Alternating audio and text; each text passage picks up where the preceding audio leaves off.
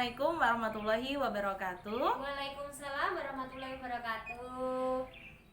Alhamdulillahirrabbilalamin. Assalatu wassalamu ala asrafil anbiya'i wa mursalin Sayyidina wa maulana Muhammadin wa ala alihi wa sahbihi ajmain, amma ba'du. Ibu-ibu, gimana kabarnya? Sehat semuanya? Alhamdulillah sehat, Bu. Alhamdulillah sehat. Keluarga di rumah juga sehat semua ya, Bu ya? Alhamdulillah. Alhamdulillah. Oke, ibu-ibu, masih ingat nggak kalau kita hari ini tuh sedang pertemuan kelompok yang biasanya kita sebut dengan apa, Bu? P2 P2K2, Bu. P2K2. Apa itu, Bu, P2K2? Pertemuan peningkatan kemampuan keluarga. Iya, betul sekali. Terima kasih Ibu Winarni atas jawabannya ya. Jadi P2K2 adalah pertemuan peningkatan kemampuan keluarga. Oke, ibu-ibu semuanya, hari ini kita akan belajar bareng lagi ya, Bu. Kita sama-sama saling berbagi ilmu. Hari ini kita akan belajar tentang modul kesejahteraan sosial disabilitas dan juga lansia. Nah, di modul ini kita akan belajar 2 sesi ya, Bu ya. Sesi yang pertama itu adalah pelayanan bagi disabilitas berat, dan sesi yang kedua ini adalah pentingnya kesejahteraan lanjut usia. Nah, pada pagi hari ini kita akan belajar tentang sesi pentingnya kesejahteraan lanjut usia. Oke, ibu-ibu semuanya di rumahnya ibu-ibu itu tuh tinggalnya bareng sama siapa aja sih, Bu? Ada suami, anak-anak, terus ada mbahnya. Oh, ada mbahnya juga. Iya. Iya, jadi menurut ibu-ibu yang dikatakan lansia itu tuh siapa sih, Bu? Orang yang usianya Bu, 60 tahun, Bu. Orang yang usianya 60 tahun. Lansia itu kepanjangan dari apa sih, Bu? Ada yang sudah tahu belum? Tahu, Bu. Apa itu, Bu, lansia? Lanjut usia. Oke, betul sekali. Terima kasih atas jawabannya, Bu Winarni. Ayo ibu-ibu semuanya kita kasih tepuk salut dulu untuk Bu Winarni karena sudah memberikan jawaban yang sangat bagus sekali. Ayo ikuti Mbak Indah ya. Tepuk salut. Salut, salut. Salut, salut. Salut. Oke, terima kasih semuanya. Jadi benar yang dikatakan oleh Bu Winarni tadi bahwa lansia itu adalah lanjut usia. Orang yang dikatakan lansia ini adalah orang yang sudah berumur 60 tahun ke atas. Namun, dalam kebijakan Kementerian Sosial yang dikatakan lansia ataupun yang mendapatkan yang dikatakan komponen lansia itu adalah orang yang berumur 70 tahun ke atas. 70 tahun ke atas. Jadi kalau umurnya masih 60 tahun itu belum masuk dalam komponen PKH. Komponen PKH, yaitu belum masuk lansia. Tapi kalau sudah umur 70 tahun nantinya akan menjadi komponen PKH. Oke, ibu-ibu semuanya. Tadi kita sudah tahu apa sih pengertian daripada lansia. Sekarang Mbak Indah mau tanya, biasanya ibu-ibu tuh kalau melihat ciri-ciri secara fisik orang itu kalau dikatakan lansia biasanya tuh dalam kondisi apa sih, Bu? Itu budak, Bu. Oh, budak. Selain itu apa, Bu? Budak itu tuli, Bu ya? Iya. Selain itu apa lagi, Bu, secara fisiknya? Rabun, Bu. Rabun. Oke, walaupun Mbak Indah pakai kacamata tapi Mbak Indah belum tua ya.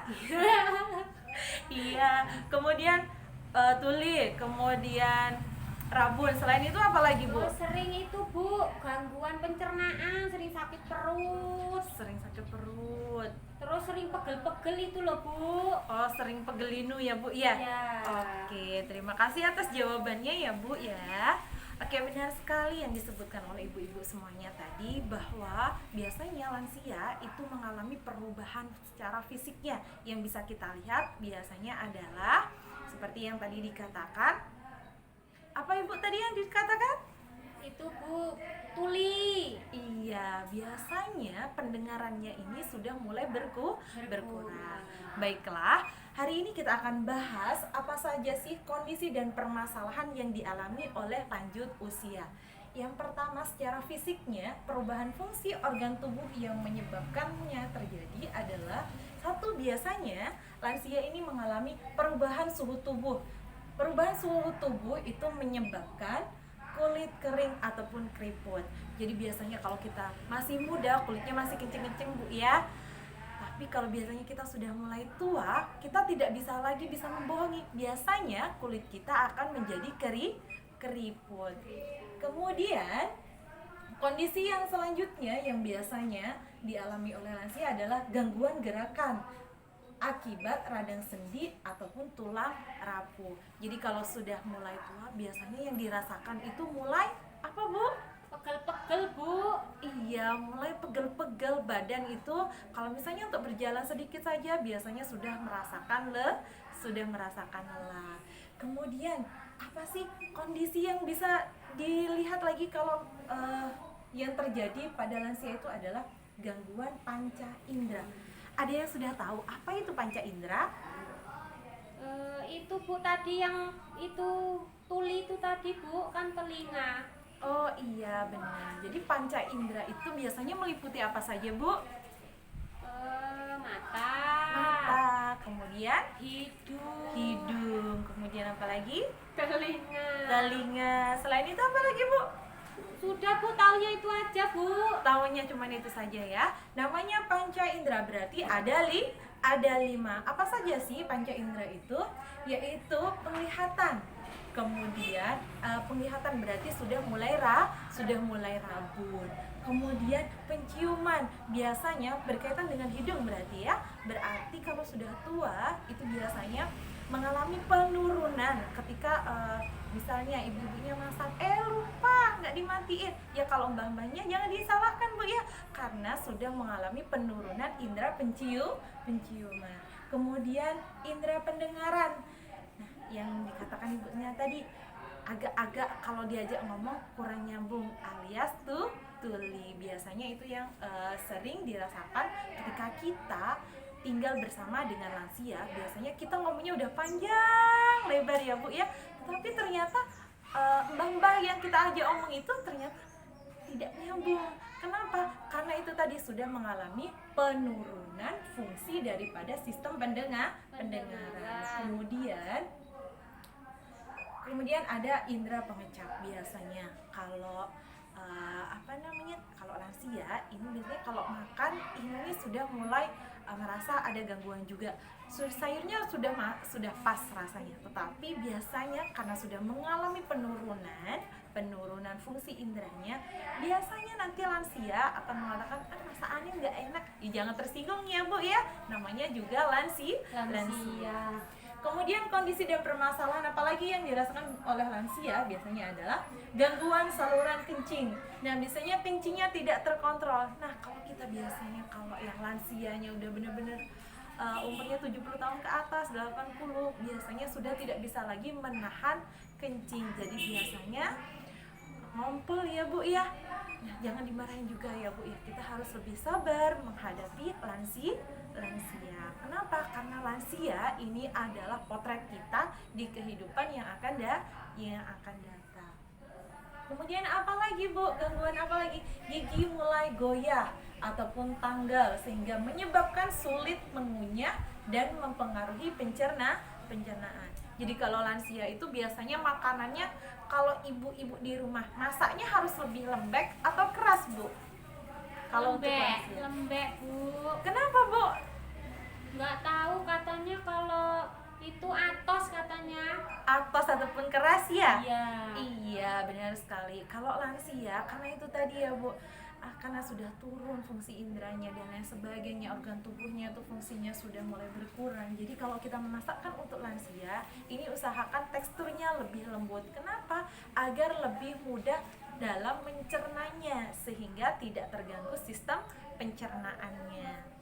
Kemudian yang terakhir, muncul penyakit kepikunan, stroke, darah tinggi, radang sendi dan lain-lain sebagainya. Biasanya yang paling sering dikeluhkan oleh lansia di rumahnya Bu Winarni ini apa Bu? Itu sering diare Bu. Sering diare ya? Iya. Selain itu pikun nggak Bu bapaknya atau ibu mbahnya? Iya, kadang lupa, tak sudah makan katanya belum makan. sudah makan katanya belum makan. Oke, itulah ya Bu ya, namanya juga lansia, berarti ketika kita tinggal bersama dengan lansia, kita harus lebih sabar dalam merawatnya. Jangan sampai karena penurunan fungsi indera dan juga fungsi organ tubuh dalam lansia, kita menjadi orang yang tidak sabar. Ingat bahwa lansia adalah potret kita di masa yang akan datang.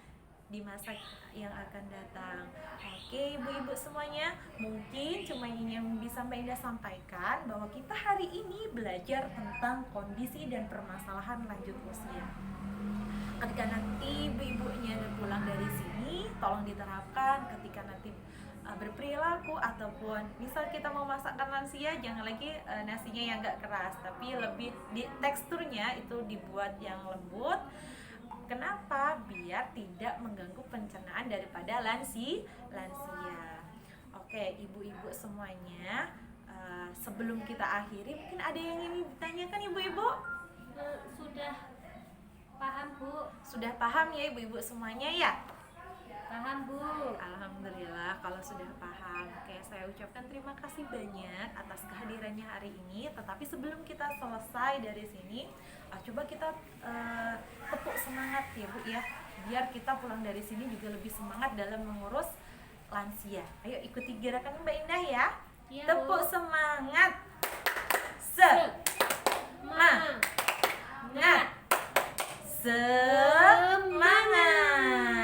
Jadi terima kasih atas segala perhatiannya dan terima kasih sudah hadir di pertemuan kita pada pagi hari ini. Jangan lupa bulan depan kita datang lagi, kita akan membahas modul-modul dan juga materi-materi yang akan lebih menarik tentunya. Oke, terima kasih atas segala perhatian dan saya mohon maaf apabila ada kesalahan. Saya akhiri, wassalamualaikum warahmatullahi wabarakatuh. Waalaikumsalam warahmatullahi wabarakatuh.